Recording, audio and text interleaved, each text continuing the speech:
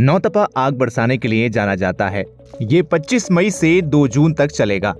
हालांकि पहले ही दिन देश के कई हिस्सों में आंधी बारिश के मामले सामने आए। आइए जान लेते हैं कि नौपता में क्यों बरसती है आग, क्या कहता है विज्ञान, देश भर में इस दौरान कौन कौन सी परंपराएं निभाई जाती हैं और नौपता में बारिश हो जाए तो क्या होगा।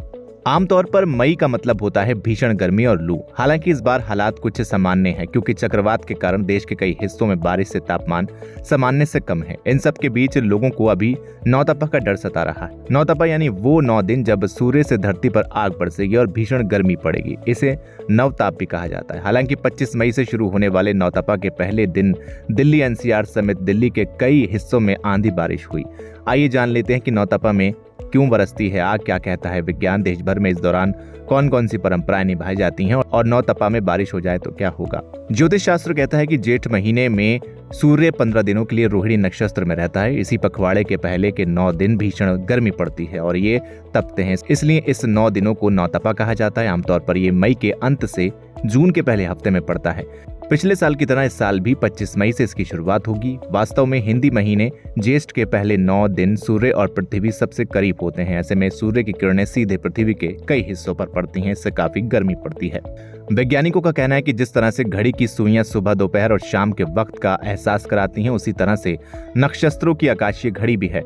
इस घड़ी के मुताबिक सूरज रोहिणी नक्षत्र के सामने आता है। इससे खासकर मध्य भारत में भीषण गर्मी पड़ती है। वैज्ञानिकों का कहना है कि वास्तव में धरती पर इस बढ़ते तापमान का रोहिणी नक्षत्र से कोई मतलब नहीं होता।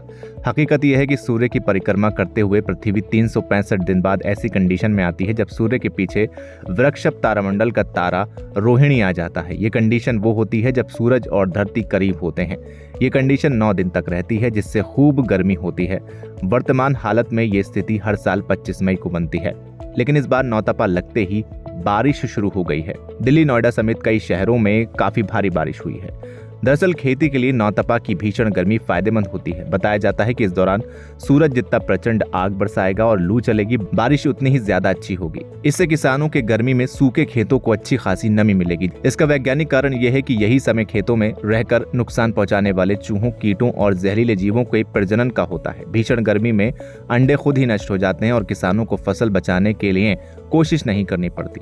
अब अगर नौतपा के दौरान अगर गर्मी ना पड़े तो आगे बारिश प्रभावित हो सकती है। इस दौरान अगर बारिश भी हो जाती है तो आगे बारिश के मौसम में पानी कम बरसने की आशंका पैदा हो जाती है। फिर खेतों से कीट पतंगे, जहरीले जीव और चूहों आदि का खात्मा भी नहीं होगा। ज्योतिषी मान्यताओं के मुताबिक नवतपा के दौरान अगर बारिश हो जाए तो ये संकेत होता है कि मानसून कमजोर रहेगा या अनियमित हो सकता है, क्योंकि नवतपा की गर्मी ही बादलों को खींचने और बारिश का आधार तैयार करती है। अगर इन दिनों में ज्यादा बादल या बारिश होती है तो इसे खेती के लिए अशुभ माना जाता है। खासकर खरीफ की फसलों पर असर पड़ सकता है।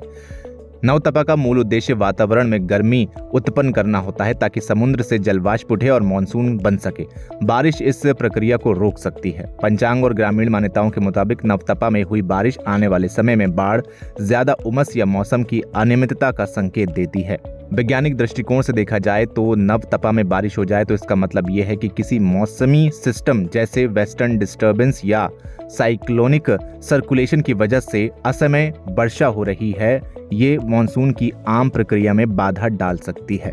फिलहाल इस वीडियो में इतना ही। अगर आपको ये जानकारी पसंद आई हो तो इसे लाइक करें, शेयर करें और चैनल को सब्सक्राइब करना बिल्कुल न भूलें।